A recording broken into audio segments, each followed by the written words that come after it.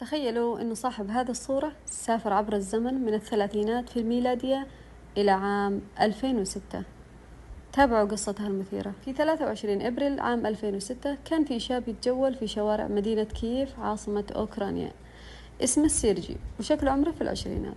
كان ظاهر عليه أنه قلق ومتوتر وملابسه من الزمن القديم ومع كاميرا قديمة، ويمشي من شارع لشارع وينظر للناس باستغراب. كان يوقفهم ويسألهم عن شارع كان موجود في الماضي. الناس اعتقدوا أنه مضيع طريقه أو أنه بيزور البلد لأول مرة. جاوبوا عليه قالوا ما في الشارع بهذا الاسم، بس سيرجي كان مصر على أن الشارع موجود ويوصف لهم أماكن تودي نفس الشارع، بس ما في. تدخلت الشرطة وقالوا من أين أنت أو إيش اسمك. طلع لهم أوراقه وهويته، طلع إنه الأوراق ترجع لأيام الاتحاد السوفيتي اللي انهار عام 1989. والشيء الغريب إن الهوية فيها صورة مع تاريخ الولادة، وكان تاريخ قديم تبين إنه من مواليد عام 1932، يعني الآن المفروض يكون عمره 74 سنة. طبعا الشرطة شكت في وضعه، قالوا يمكن مجنون، يمكن مختل، يمكن في كذا، فودوه لطبيب. أول شيء سواه الطبيب سأله عن تاريخ اليوم، قال سيرجي أظنه أنه 23 أبريل عام 1958، يعني تاريخ اليوم صح بس السنة تختلف. صدمها الطبيب وقال له إحنا في عام 2006. سيرجي يقول أنا متأكد، قرأت التاريخ اليوم في جريدة الصباح إنه 23 أبريل عام 1958. الطبيب سأله إيش آخر شيء تتذكره وليش أنت مرتبك؟ قال سيرجي آخر شيء أتذكره كنت أتمشى في المدينة ومعي صديقتي وكان معي كاميرا وكنت ألتقط صور ذكريات للمدينة، وفجأة ظهر جسم غريب أسود يطير في السماء بسرعة عالية جدا.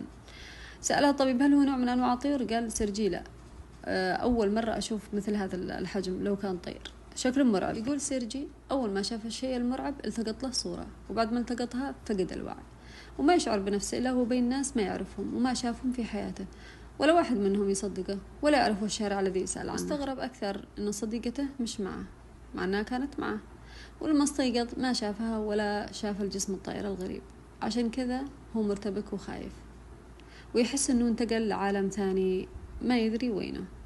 الطبيب طلب من سيرجي يعطيها الكاميرا، وكانت قديمة جدا، توقفوا عن تصنيعها في السبعينات وكان صعب عليهم يستخرجوا الصور منها، لذلك استعانوا بمختص يستخرج لهم الصور ويحمضها.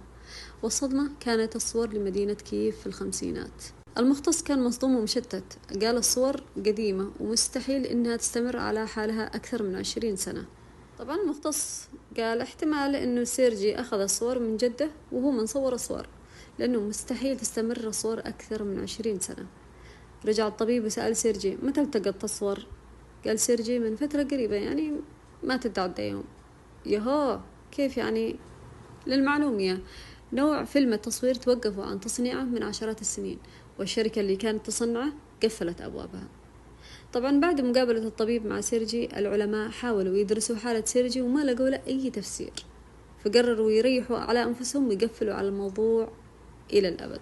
للأسف أرسلوا سيرجي لمركز الطب النفسي وصنفوا حالته على أنه مجنون. أما عالم النفس الذي درس حالته قال يمكن أنه تعرض لصدمة نفسية متعلقة بتاريخ معين، وهذه الصدمة أثرت على عقله وأصابته بالجنون. طبعا كان مراقب بالكاميرات.